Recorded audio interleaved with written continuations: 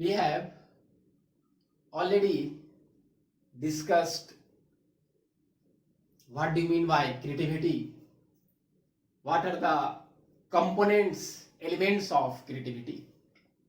हम लोगों ने सृजनात्मकता क्या होता है, इसके कौन कौन सारे घटक और तत्व होते हैं, ये हम लोगों ने पढ़ा. लेकिन अब ये बात ये है कि आखिर how to develop, listen and think, सुनना भी है और आपको सोचना भी है. How to develop creativity in children, बालकों में सृजनात्मकता कैसे विकसित करना है, बहुत महत्वपूर्ण सवाल है. तो कैसे विकसित करना है ये थोड़ा सा सोचिए. इसका जवाब आता है कि कैसे विकसित होने से पहले हमको यह सोचना होगा कि what are the process of creativity. What I said, कहा हमने कि बच्चों में, क्लासरूम में बच्चों में सृजनात्मकता विकसित करने के पहले जो सवाल आता है क्या, कि what are the process of creativity. तो हमने कहा प्रोसेस ऑफ क्रिएटिविटी, सृजनात्मकता की प्रक्रिया.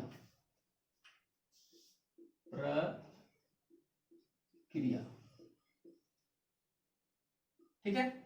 तो अब ये प्रोसेस कैसे चलती है मनुष्य के माइंड में, ह्यूमन माइंड में कैसे प्रोसेस चलती है. तो ये प्रोसेस ऑफ क्रिएटिविटी जो खास करके दिया गया है, ये इपिटॉरेंस और एक और है इनके साथ R.E. मेयर्स. इपिटॉरेंस ने कहा कि सृजनात्मकता विकसित करने के लिए जो प्रक्रिया की बात किया, प्रोसेस की बात किया, वो पहला कहा कि आपको क्या करना होगा. आप देखिए, उन्होंने फर्स्ट स्टेप्स में कहा बिकमिंग, ध्यान दीजिए, बिकमिंग अवेयर ऑफ प्रॉब्लम्स. सबसे बड़ी बात उन्होंने कहा कि सबसे पहले तो हम लोगों को समस्याओं के प्रति सजग होना है. क्या कहा मैंने, यहां सबसे बड़ी बात जो आई, समस्याओं के प्रति सजग होना. ये क्लियर हो गया इस बात से कि सबसे पहले जो हमारे पास समस्या आई है, जैसे अभी कोविड-19 समस्या आई, हमको सजग है. उस कोविड-19 में अभी क्या है कि ऑफलाइन एजुकेशन बंद है, हम लोग ऑनलाइन एजुकेशन का ही एक एग्जांपल है. सारे जो है से डिफरेंट चैनल यूट्यूब के माध्यम से और बहुत सारे अदर एप्स के माध्यम से पढ़ाई चल रही है. तो वही बात हुआ कि क्रिएटिविटी डेवलप करना है. तो सबसे पहले हम लोग को क्या करना होगा कि जो हमारे पास समस्या आ रही है या जो आने वाली है, उसके प्रति हम लोगों को सजग होना है. तो चलिए, समस्याओं के प्रति हमने सजग हो गया. अब दूसरा बात क्या करना है, ब्रिंगिंग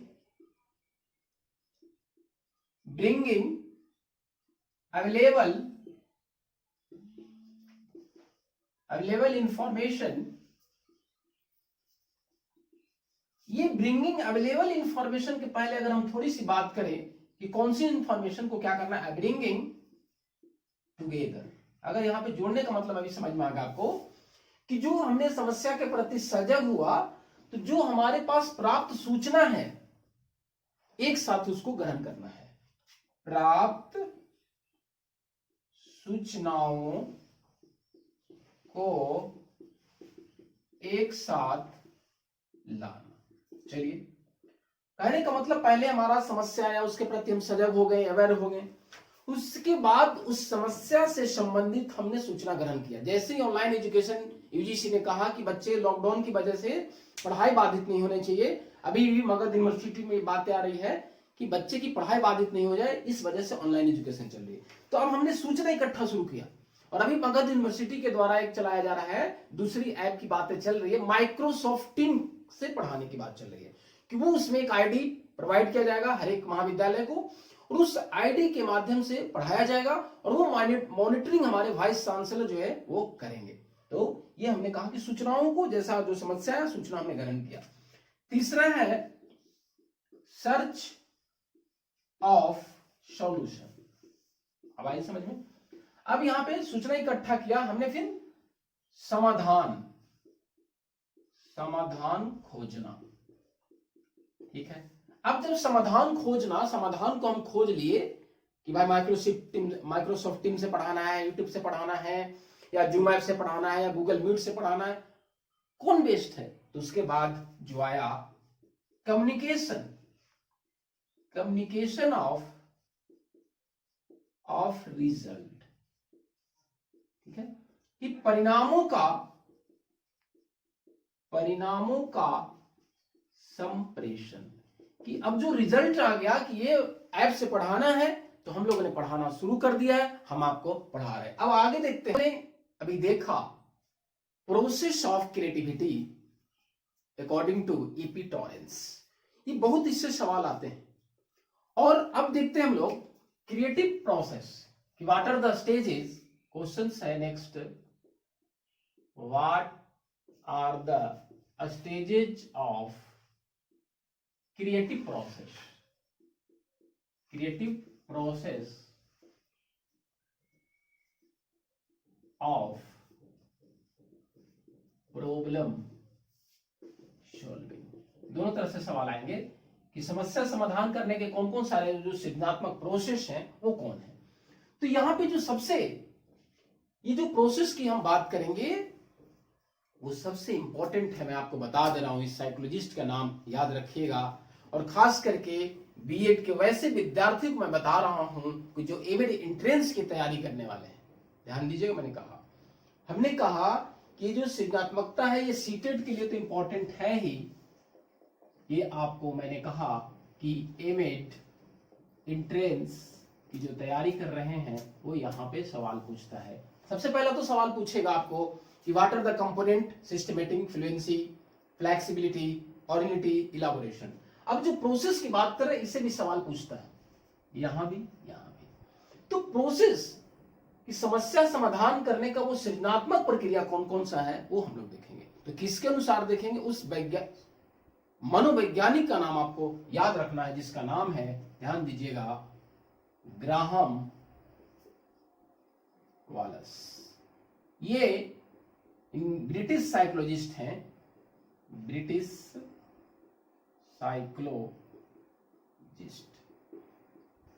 मनोवैज्ञानिक हैं।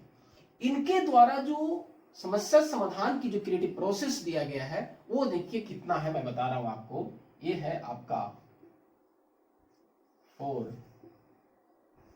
प्रोसेस। 4 क्या क्या है? पहला है प्रिपरेशन। क्या है पहला? प्रिपरेशन। इसका हिंदी है तैयारी। ठीक है। दूसरा है इंक्यूबेशन।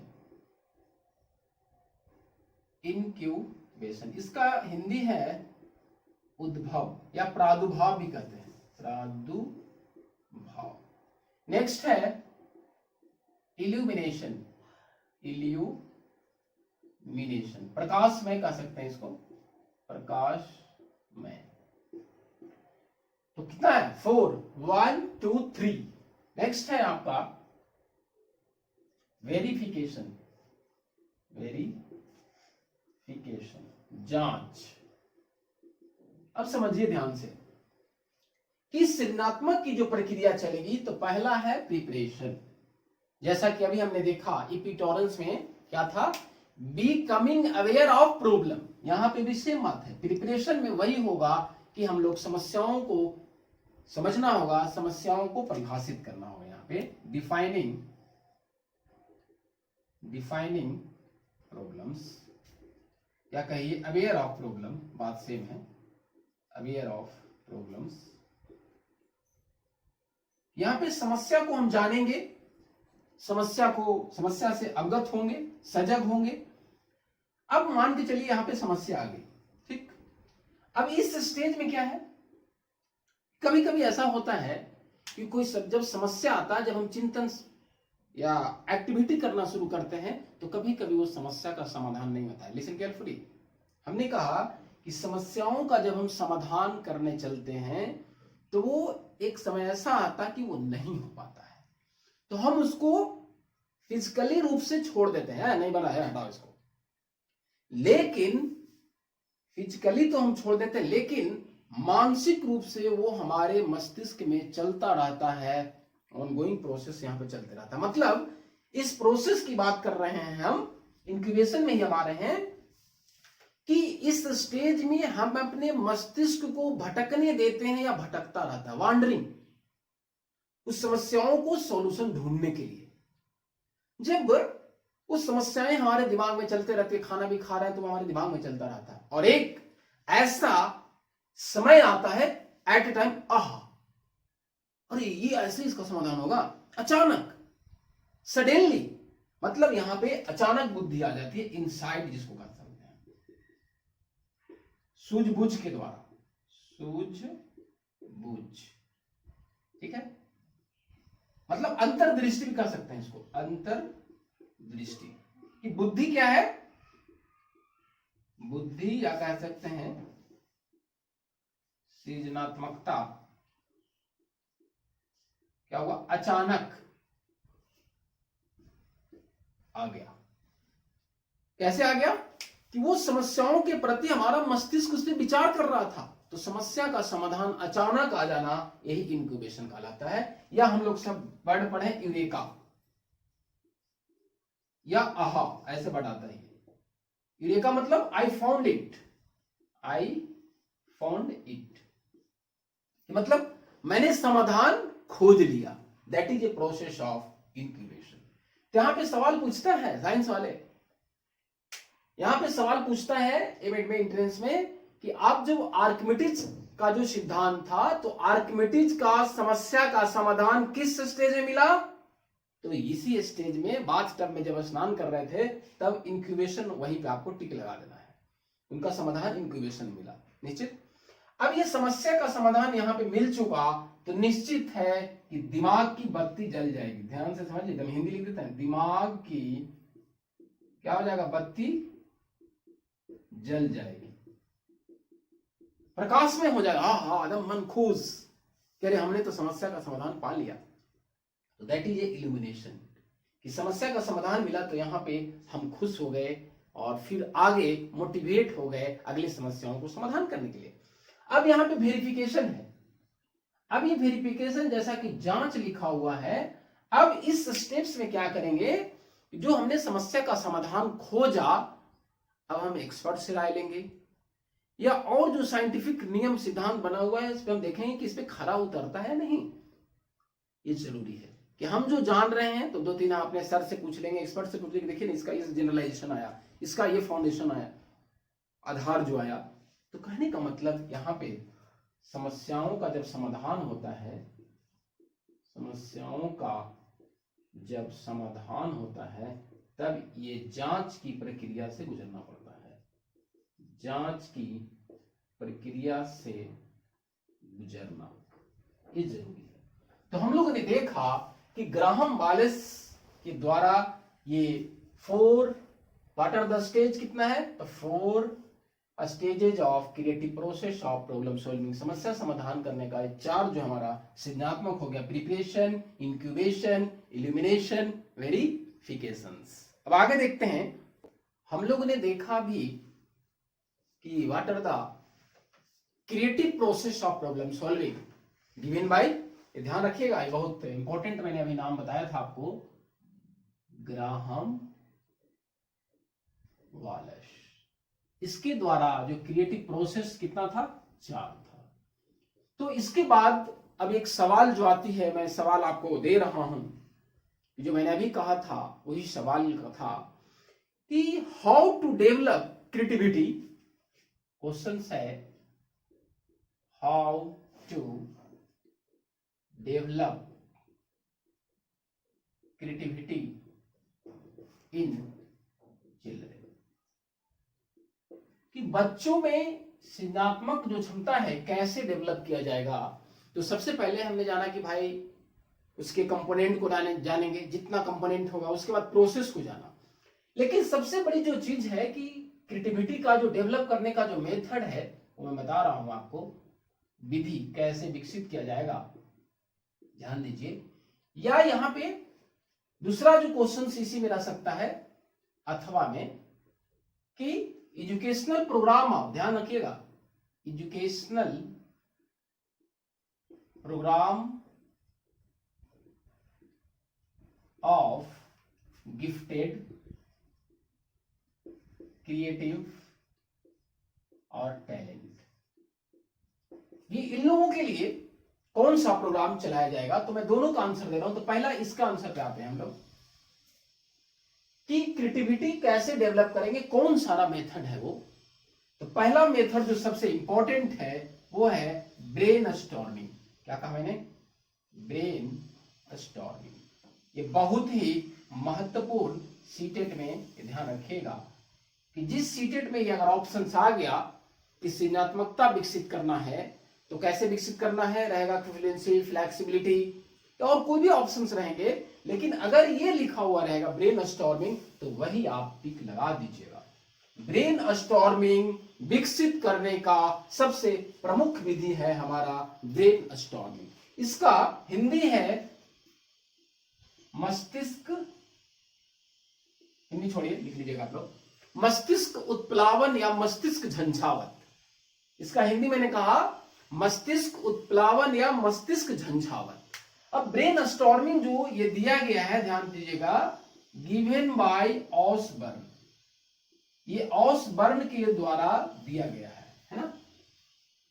तो इस ब्रेन स्टॉर्मिंग में हमने क्या कहा, हिंदी मस्तिष्क झंझावत, जैसा कि नाम भी है ब्रेन स्टॉर्म। मस्तिष्क में इस प्रकार की आंधी लाना कि बच्चे किसी भी विषय या प्रकरण पर अपनी विचारों को, अपनी प्रतिक्रिया को व्यक्त कर सके।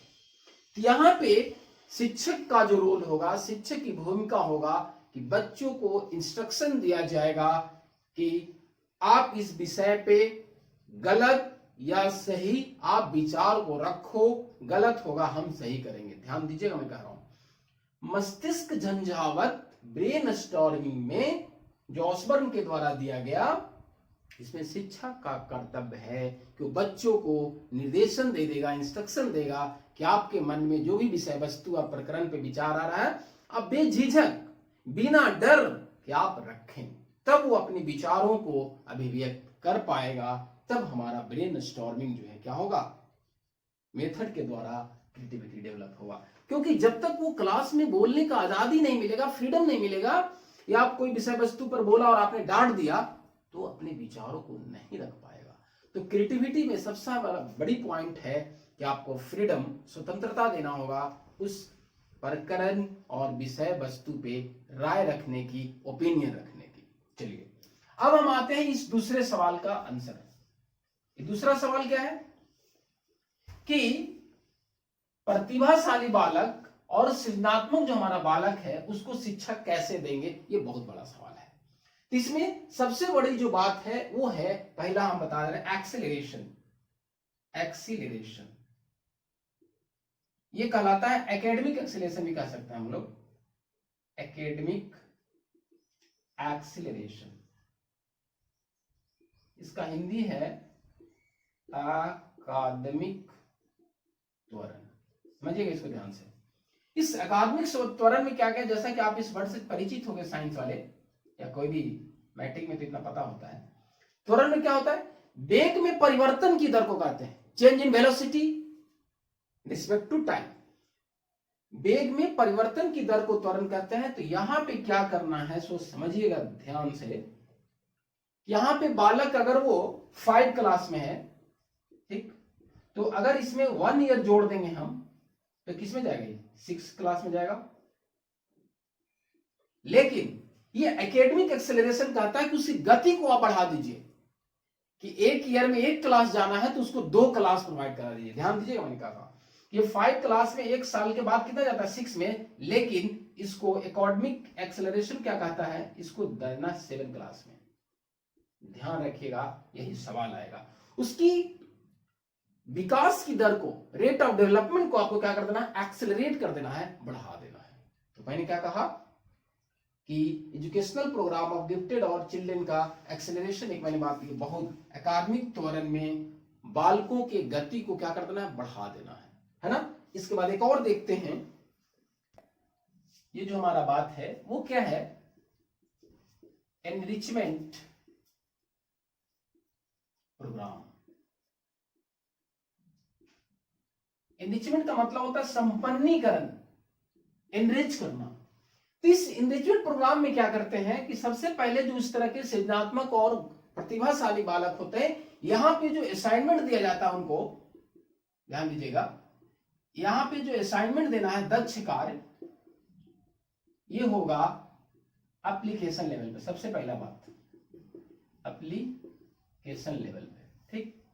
यहां पे दूसरी बात है, सृजनात्मक बालक और प्रतिभाशाली बालक को जो बात कर रहा है कि यहां पे एक एनरिचमेंट मॉडल एक बताया गया है, एनरिचमेंट वन मॉडल। उस एनरिचमेंट मॉडल में जो सबसे बड़ा नाम आता है वो नाम आता है जोसेफ रेंजुली मॉडल। ध्यान रखिएगा, इस सीटेट का बहुत इंपॉर्टेंट टॉपिक है, इससे सवाल पूछेंगे ही पूछेंगे, ध्यान से देखिएगा। ये एनरिचमेंट मॉडल में जोसेफ रेंजुली ने कहा कि सृजनात्मकता को कैसे बढ़ाएंगे। तो ये क्या है, अमेरिकन साइकोलॉजिस्ट है, इन्होंने, जोसेफ रेंजुली ने, ही डेवलप्ड, ध्यान दीजिएगा, ही डेवलप्ड थ्री रिंग, यही सवाल आपका आएगा, three ring model, three ring model. और आपको रहेगा ऑप्शन में, सीटेट के ऑप्शन में रहेगा, जैसे रिंग है, सर्किल रहेगा, या क्या कह सकते हैं वो व्हील रहेगा, पहिया, या नन रहेगा। तो आप ध्यान दीजिएगा कि जोसेफ रेंजुली ने सृजनात्मकता का जो मॉडल दिया वो थ्री रिंग है, रिंग बना हुआ है, रिंग है इस तरह का, बता रहे आपको, जैसे ये आपका एक रिंग हुआ, ये आपका एक रिंग हुआ, और एक हमारा ये रिंग हुआ, थ्री रिंग है। थोड़ा सा नहीं बना है, सही से बना लीजिएगा आप लोग, ये थ्री रिंग है। अब थ्री रिंग में तीन बात है, यहां पे क्या है, एवब एवरेज एबिलिटी, यहां है क्रिएटिविटी, हाई क्रिएटिविटी, और यहां पे टास्क कमिटमेंट, टास्क कमिटमेंट। ध्यान दीजिएगा सीटेट के कैंडिडेट्स कि मैं एक बता रहा हूं, रेंजुली मॉडल जो सीटेट में पूछता है, थ्री रिंग, यही पहले। अब ये थ्री रिंग में जो मैंने पहले कहा कि एवब एवरेज एबिलिटी, मतलब कहने का मतलब हाई, यहां पे abstract thinking, high abstract thinking, he or she can think abstractly।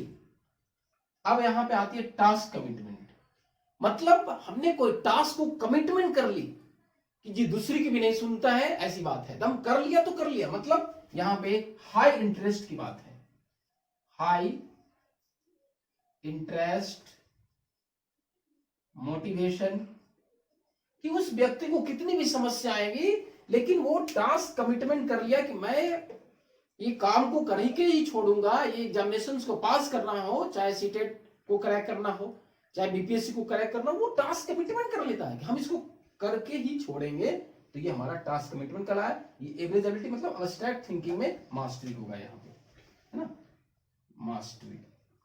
अब दूसरी यहाँ पे क्या है, हाई क्रिएटिविटी, ये आपको बताने की जरूरत नहीं है, ये हमने ऑलरेडी बताया ही आपको, ऑलरेडी डिस्कस्ड।